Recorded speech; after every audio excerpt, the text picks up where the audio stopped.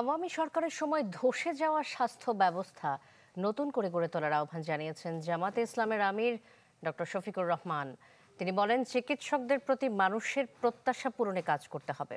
জামাতপন্থী চিকিৎসকদের সংগঠন national doctors forum আয়োজিত জাতীয় চিকিৎসক সমাবেশে যোগ দেন ২,০০০ ডাক্তার।